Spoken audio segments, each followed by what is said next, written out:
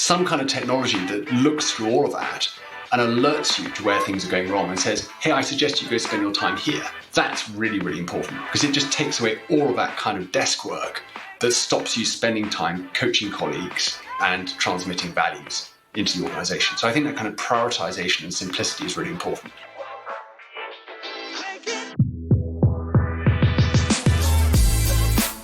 You're listening to Retail Remix, your inside access to candid conversations with the people shaping retail's future. Here's your host, Alicia Esposito. The Great Resignation. It's a phrase that has been shaking the business world and specifically retail.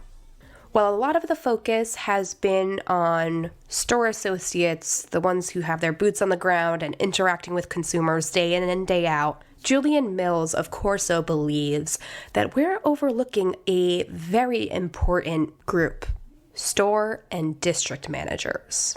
So what do these folks need to do their jobs well? And how can technology support them to not just be more efficient, but be more effective and profitable for the business? Julian is the founder and CEO of Corso, and he has some very interesting takes on what these folks are facing day in and day out, the challenges and opportunities of technology, and what Agile really means for them, and how it can help them meet their goals in a more pointed way. Listen in and find out what he has to say about this incredibly important topic. Julian, thanks so much for being on the show. It is great to meet you. Alicia, it's a pleasure. Great to be here. Thank you. So you're the founder and CEO of Corso. To kick things off, why don't you tell us a little bit about the company and, most importantly, what inspired you to start it? Sure. Corso is a tool that prioritizes the daily work of store managers and district managers. And it's used by about 20,000 folk at the moment. What it does specifically is suggest where, for example, a district manager should go each week, so which stores it should visit and which days. It suggests what a store manager should focus on as they walk around the store. It suggests which of your team you should spend time with, coaching, etc. It does all that kind of stuff. Yeah. So that's in a nutshell. And essentially to do it, it translates all of the data and tasks that stores currently get into personalized next best actions for each person. Yeah. So that's very much what the tool does. Why did I found it? It's a great question. Everyone wants to know that. So I founded it about 6 years ago, really because I was the interim COO for the turnaround of a very large retailer. And I had a team of about 30 people at the center of the organization who are analyzing data all the time and finding lots of interesting things. And I could actually see what I wanted every store to be kind of focused on. But actually, there was no way of getting them to do it. So I might want Phoenix to focus on kind of reducing shrink of fresh produce and Ipswich to focus on staff scheduling. But there was no way to communicate that to people. And I had no way of actually tracking if they did it. And I had no way of actually measuring the impact of anything that they did do locally. Yeah. So that's really the problem that Corso is trying to solve. Very interesting. I like that you kind of had that real life experience as an interim CEO in the retail world, because I feel like those real life experiences and pain points really paints a very valuable path, I think, for new solutions and innovations. And to the end, Corso has been named a technology game changer by the World Retail Congress and a top disruptive technology globally by Retail Week. Very impressive. So I guess this may connect to your last response in a way. I mean, what is it about Corso's mission or even its capabilities that you think really resonates and makes such an impact with the retail community? Yeah, look, Alicia, I think it's who we're helping. So a lot of money in retail at the moment has gone into glamorous flying drones and supply chain and e-com and stuff like that, which is all very cool and makes us feel warm. But the truth of it is that 90% of transactions still touch a store at some point. And most of the headcount in retailers are still in stores. And I think that those people are having a really tough time. They're being asked to do more and more as the world goes omnichannel. So they're doing about 30 to 40% more than they did a couple of years ago. And they're not feeling hugely supported or appreciated. And so as a result, something like 1 in 5 roles in store manager and district manager roles are vacant at the moment. And I think, what we're doing, in a sense, there's nothing particularly clever about it. What we're doing is really shining a spotlight on that problem. And we're helping store managers and district managers get by. We're helping them actually get through their week and get home to see their kids in the evening. And people using the app are immensely kind of vocal about that. And that's lovely. People are saying stuff like, I'm no longer sitting in the parking lot, shuffling papers, panicking, thinking, what on earth am I going to talk about? Or, you know what, I did this last week. I put some snow shovels on the sidewalk and my sales went up 3x, and I'm feeling great about that. So I think it's things like that, really helping people who are under stress at the moment, that I think is really resonating. Absolutely. That point about the fact that people at the store level are doing 30 to 40% more than in the past, that's staggering. And I think it really reflects, I think, a lot of the trends that we have been covering, a lot of the issues that are rising to the top at the store level, because obviously that's a big discussion point for us. And it's easy to get lost in the tech side of things, like you were saying, the drones, the glitzy digital technology. And those are things that I think people at the store level need to consider. Like, how do new digital commerce behaviors influence the store experience and store service? I could imagine it's a tricky balance, right? Like, there are the people that you need to support at the store level, the associates, the managers, the district managers. But then there's also, like, how do we convey this in immersive experience that gets consumers into the store and buying? I mean, it's very complex the more layers you peel back, right? So I want to ask you, I mean, where do you think the art and science of store experience is heading in 2022 or even beyond? Because like I said, there are so many things to consider, so many things to possibly customize based on the brand and the category, right? So I mean, where do you think this is going? It's a great question. And Alicia, I'd love to hear from you guys on this, because I'm sure you have lots of conversations on this topic too. For us, I think you can already see some aspects of the future now. You know, the future is much more omnichannel stores, where stores are doing store picking and returns and BOPIS and all the rest of it, you know, 5 or 6, 7 different channels within a single store. And so for us, the near-term future, at least, is actually doing that really competently. Yeah, just making sure your operations don't fall over and making sure that staff know what they should be focused on, and making sure that customers come in and have a good experience. You know, they've ordered some drill bits online, they come in, they're there, they can pick them up. And there's a lot of work, I think, just to do to get to a really competent level. I think what happens after that, I'm less clear about. But I think, you know, that kind of basic, let's just run decent omnichannel stores will keep us all busy for the next 10 years. But what are you hearing in the area? No, I think that is definitely the top of mind thing for us right now. Like, even though we're covering our fair share of new tech and the brands that are opening content studios and live stream areas of their stores, the core of, I think, store priorities right now is, I like that use of the word competent, right? It's ensuring that that fulfillment experience is as seamless for everyone. I think that's the one thing that we can't lose sight of. Like, it has to be easy and convenient and great for the customer, but it has to have the same reflection on the associate, right? Because they are doing more, they are juggling more. So what are you doing for them to make it as easy as possible? And I think the very fascinating part that I'm trying to dig a little bit deeper into is this isn't just store ops, right? It isn't just tech, it's design, even like with our design retail side of the publication. Like, we're hearing more and more that the tech and ops folks need to speak with whoever's driving store design and even merchandising to ensure that all of these pieces come together efficiently and effectively, and ensure that that entire flow of the store makes sense for the customer. Because I've had experiences where I want to get in and out of a store as quickly as possible, but the pickup area, like, there's no signage, there's no flow, and I don't know where I'm going. So I think that's really rising in priority for sure. Yeah, I mean, that's an interesting point, isn't it? I mean, there clearly are retailers, you know, Best Buy and folk like that, who are actually redesigning their stores to increase the amount of kind of dark space, if that made sense, so they can deliver a better kind of BOPIS and store picking experience. So I think there's a lot of that going on.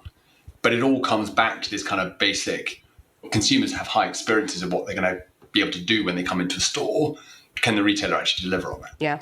And I think that ties to the point around the flexibility and the agility of the store. I know we have a deeper question later around agility and what it all means, but I think, again, from a store and experience perspective, it's okay, how do we have this, I guess, rolling scale, so to speak, based on what the customer may want on a particular day? Do they want to come in and out as quickly as possible? Do they want a deeper level of service? Do they want checkout? It's interesting to hear like how retailers are considering all of these factors to develop a more robust store experience strategy and like what tech they're implementing to support that. So I guess my follow-up question for you is, I mean, what are you hearing? Because I'm sure you speak to your fair share of retail executives, partners, customers, prospects. I mean, what's kind of keeping them up at night right now from a workforce perspective, a store experience perspective? I'm curious what you're hearing. Yeah, look, I think there's a very sharp divide between retailers who are just in pain and hoping the pain goes away, and retailers who are thinking really, really thoughtfully about what their stores are going to look like in 10 years' time. Yeah. And, for what it's worth, we tend very much to kind of work with the latter. I mean, about 70% of all the customers we work with are number one or number two in their market. And I think what those guys in particular are thinking about is, from a people perspective, is really, how do I motivate my team? How do I stop them kind of getting disengaged and moving on? How do I really simplify their day-to-day daily work? People are very aware they're sending lots and lots of information to these guys. Most retailers are sending something like 20 to 30 different reports a week to a store. How do I scrap that? How do I get people out of the back room? How do I get people to stop spending 5 hours a week on actually kind of understanding the information that's being sent by the center to them? And how do I get them out there with customers, with their teams, doing simple things each day which are going to improve the performance of that store? Yeah. So I think it's about simplicity. I think it's about speed. And I think it's about engaging the teams to actually do it. That's great. Some really, really powerful points there. And I mean, I think it ties into this much bigger, I guess, topic around some of the workforce struggles that a lot of retailers have been facing, the Great Resignation and how that's hitting at the retail level, QSR. It's been very closely watched by our team and, of course, very widely covered by the media at large. And it's interesting, right? Because I think it's led to a lot of very productive, deeper conversations around associate and worker issues like training and empowerment, which we've always covered, but employee benefits, well-being, and I guess a more detailed picture of what we as workers, we as humans really need to feel supported by our employers. And of course, at the end of the day, the definition of an employee kind of goes beyond the store and into the manager level. So, I mean, where do you think these key issues lie today? What do retailers need to be aware of as they get into 2022? Well, let me just rewind something you said a moment ago. I mean, just to put some numbers around how bad the Great Resignation is in retail, I think you, I'm sure like me, have seen numbers of about 60% for staff turnover. That was a year ago, yeah?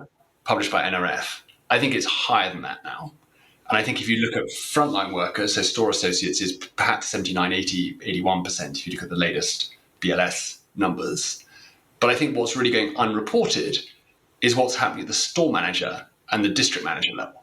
So if you think about it, these are people who have maybe taken, 5, 10, 15 years to get there. There's a lot of kind of tacit knowledge and experience in these folk.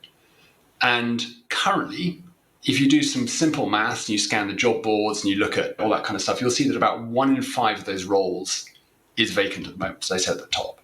So if you think about the kind of loss of experience and knowledge for large retailers in those kind of mid-level roles is catastrophic. It's absolutely catastrophic. Yeah.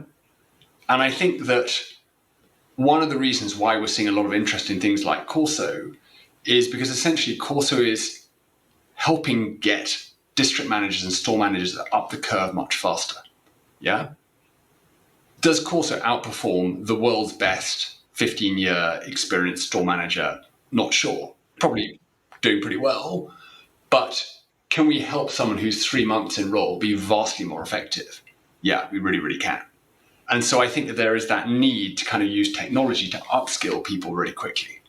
So I think that's one part of it. And we should talk separately about all the kind of motivational aspects of this in a moment. But yeah, I do want to dig deeper into that because now that you say it, you're absolutely right. Everybody's talking about the people who are doing the work at the store level, who are juggling these much larger task lists interacting with customers. But there are folks like that level or two up that are that connecting point between the people at the store level and the people at headquarters, some of whom may have a bit more context and experience with the brands. Because like I know when I think of an ideal scenario of progression in an organization, it's someone who starts at the ground possibly and slowly works their way up and over time acquires so much more passion and connection to the brand. And that way, that's part of what makes them so good at their job, right? Like they understand the brand at a much deeper level. So you're saying, and I guess Corso at a larger level, are kind of saying that, everybody's talking about the associate, and while they are very important, it's that next level or two up that need even more support and attention because they're helping bring the larger strategies to life and ensuring that they're being implemented. Am I getting that right? I think it's even more fundamental than that. So if you think about that kind of layer in the organization, the store manager in larger stores, the district manager, their job is basically to firefight. They sit on top of an impossibly large amount of business, thousands and thousands of products, probably tens of millions of sales, tens to hundreds of colleagues. In the case of a district manager, 10 to 20 stores, they cover 30,000 miles a year. They're just covering a huge swathe of activity. And it's really hard for them to know what to focus their time on. It's really hard to know how to prioritize their time. Yeah. And I think that there's nothing really there to help them. So when you go and speak to these people and say, what does your week look like? You'll hear them say, well, look, I sit there on a Sunday thinking, help, where do I go this week? I spend 4 hours of my weekend planning out my calendar for this week. And by the way, by the end of Monday, it's out of date because another 10 fires have sprung up. Yeah. So you hear stuff like that, or you hear people talking about, being in the parking lot, shuffling papers, knowing that in 5 minutes they've got to walk into the store and appear omniscient and really kind of on top of things to a store manager. But how do they know what to look for? Yeah. So they're walking around trusting their gut to try and point some things out as they walk around. But actually they could be looking at completely the wrong things. And so I think that they're being asked to do something that's virtually impossible. And I think technology like ours is trying to help them actually make that job feasible. Does that make sense, Alicia? Yeah, absolutely. And I think that image of the planning that goes into all of this and knowing that by the end of day on Monday, it may be completely irrelevant and you have to start over again or revisit, what that week is going to look like and what you need to address and what your strategy is. I mean, that's a very pointed picture. And I could imagine a lot of people are struggling with that. So, let's get into the brass tacks at a granular level. What is really needed? Like, what do these store and district managers need to do their jobs successfully? Because like you said, the breadth and the depth of their responsibilities, the number of products, the number of stores, ever-changing priorities. What do you think in an ideal world they should have access to from a tools, insights, and capabilities standpoint? Well, obviously, Alicia, Corso, we solve it all. Obviously. But I think one of the core things here is prioritization. There's just too much information for anyone to make sense of. So if you think that a typical store, as I said earlier, most of the retailers we work with send about 20 types of report to each store each week. And then each store is probably doing 100 plus tasks. So if you've got 15 stores to watch over, there's just a huge amount of information. And you could spend your entire week sifting through that, trying to work out where something's going wrong. Yeah. Remember your job as a district manager or a large store manager is to firefight. Yeah. And so some kind of technology that looks through all of that and alerts you to where things are going wrong and says, hey, I suggest you go spend your time here. That's really, really important because it just takes away all of that kind of desk work that stops you spending time coaching colleagues and transmitting values into the organization. So I think that kind of prioritization and simplicity is really important. And then I think the second thing is I'm always amazed that store teams and district leaders so cheerfully go about their job doing stuff without actually knowing if it works. Yeah. If I'm going to invest a lot of my time doing something, I like to know that it's paying off and it works. And so I think you need to show them something which is like, you know what, you made that change and it really worked because you successfully saved $4,000 worth of cost, or you successfully increased sales of that particular product by $800 that week, or you improved customer satisfaction by 3 points, etc. Yeah. If we can show people how they're making a difference, I think it's much more engaging for people. I would like that. Yeah. But if you think about it, Alicia, we have it as consumers. Right. We have these kind of fitness apps and these sleep apps and all those kind of things. They tell us how we're doing. We get instant feedback. It's just these poor millions and millions of store colleagues go to work and no one tells them how they're doing. Right. There's no clear connecting point to, I could imagine, like when store managers have that, they're more likely, I would hope, to communicate to associates, this is making an impact, right? Like it's not the expansion of task lists and priorities. I mean, it's not all for naught, right? Like it's making an impact on the business. I think that's how you get people hopefully excited about everything that the store is doing. Yeah, but I think there's an important difference there. A lot of tasks are just kind of rote compliance. Go do this because we think you should do this. And actually, sometimes, that's important, but it's sometimes difficult to get excited about that. I think what you can show people is there's an opportunity for you to sell more cat food here, for example. And people get excited about that kind of challenge and that kind of instant feedback. And you can turn being in a store really into a type of game. Yeah. Or you can gamify the experience and make it kind of fun and competitive and rewarding on top of doing all that kind of important day-to-day stuff. Right. And in a way, kind of elevating, like in those discussions, like, okay, like you're not just following the day-to-day task list, like you're making this much bigger impact and that is exciting. And like, here are so many other possibilities and ways that we can do that, which I think kind of allows people to look at their jobs through a different lens other than like, okay, today's Tuesday, like I have to do X, Y, Z, and at this time I have to do X, Y, Z. Like it's through a different context, I think. And I think that's sort of what's needed. Yeah, exactly right. Exactly right. No, it's excellent. And I think it kind of ties to, I want to dig a little bit deeper because you brought up a few key phrases or words that really resonated, like as far as what's needed. It's prioritization and insight into impact. And I think that's so difficult or tricky because, as we've noted throughout our conversation, priorities constantly change. It could be one day or even a couple of hours. Priorities could be very different. You may need to shift. That's why we're hearing about agility so much more, right? Especially over the past year. Yeah, so that's a really important point. And that was the original insight with which I founded Corso with Dan. And that was that, and you can see it, by the way, in our data. So 96% of all what we call missions, which are really your next best actions each day, 96% of missions are unique to your store. Yeah. So if you think about it, everyone is working on slightly different stuff. And that's important because, in a chain with 1,000 stores, of course there are going to be differences. You've got different demographics and different supply chain issues and so on. And I think it's that personalization that enables you to take a lot of work off people's plates. And it's what enables you to kind of go agile. Because by taking the work off people's plates, it means they can actually do the job properly. They can focus on the few things that are really going to drive an improvement. And they can also see the impact of that because they're focusing on the right things rather than things they're already good at.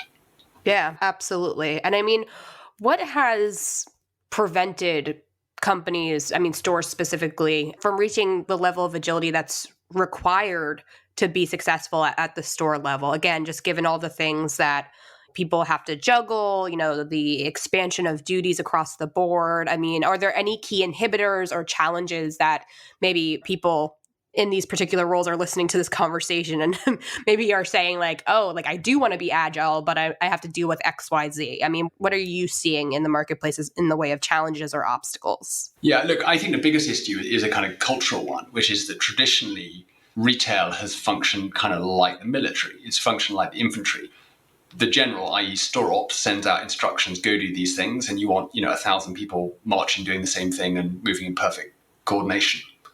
I think what I'm saying is that lifts you to a certain level, but in a world where every store has slightly different problems, that's not helpful.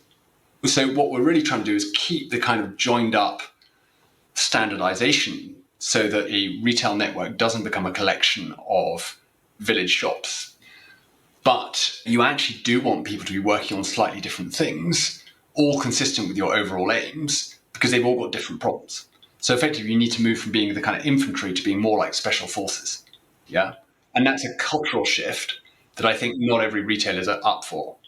Now, Alicia, are you hearing this kind of stuff in your conversations with people or less so? Yeah, no, I definitely think culture, like looking at all of these issues, whether it's at the associate level or above, culture connects everything. So I guess my question is, and this is how I come into most of my conversations of like, okay, these are the challenges. Culture is an issue, but how do you set that course to meaningful change? Like, because I know just thinking about most companies, anything that involves challenging the status quo or rethinking things, it's like, whoa, whoa, whoa, whoa, easy there. So, I mean, how do you navigate that? I mean, as someone who has helped create this solution to drive meaningful change, help people be more effective and make a meaningful impact on the business, but people are hesitant or averse to change for one reason or another. Because like when we talk about culture, like that's a big mountain to move. Yeah. I mean, look, first of all, you have to change and you have to think seriously about culture or you're not going to exist as a company in 10 years' time. Yeah. I think the second thing is that actually this problem's already been solved for the large part in other industries. Or in some other industries.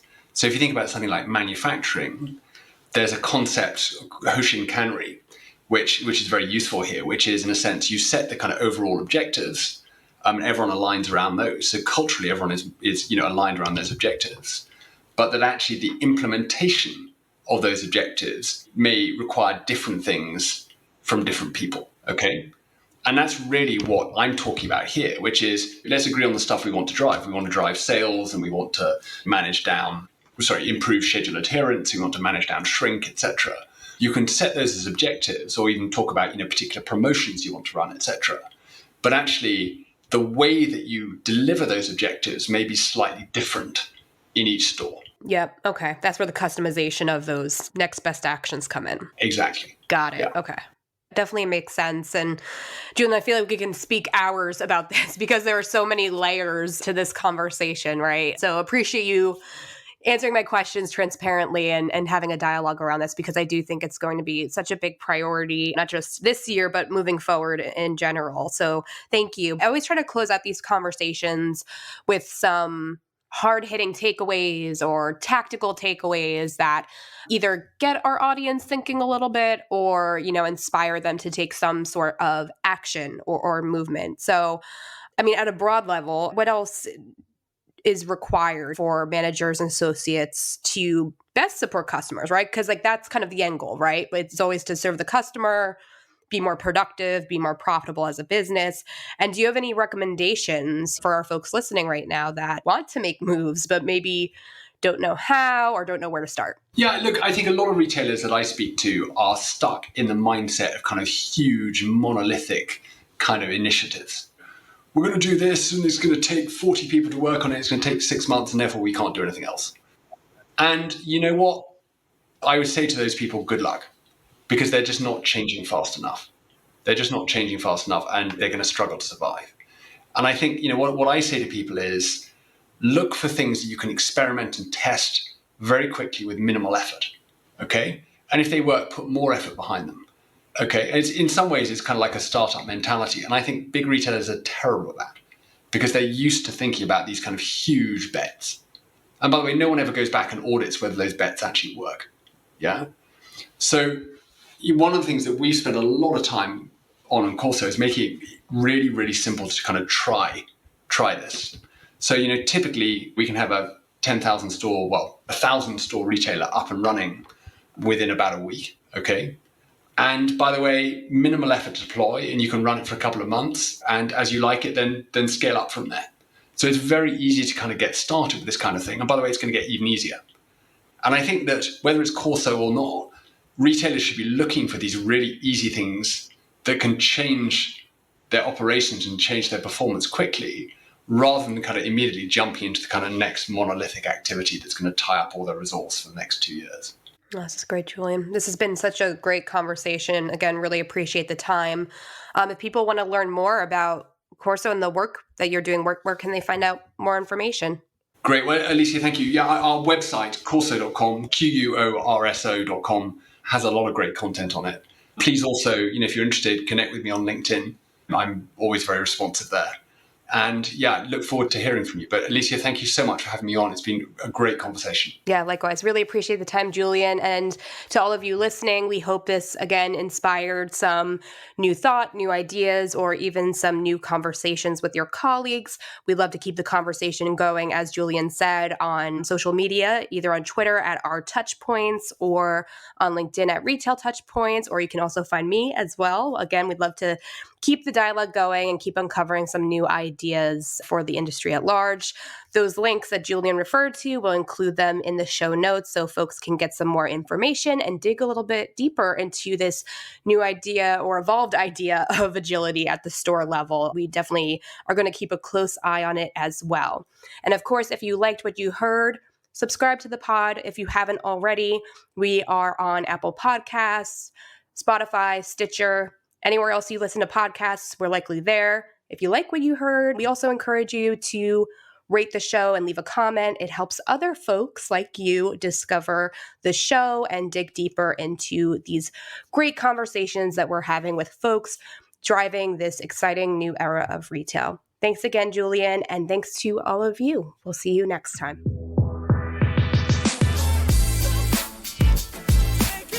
Thanks for listening to this episode of Retail Remix.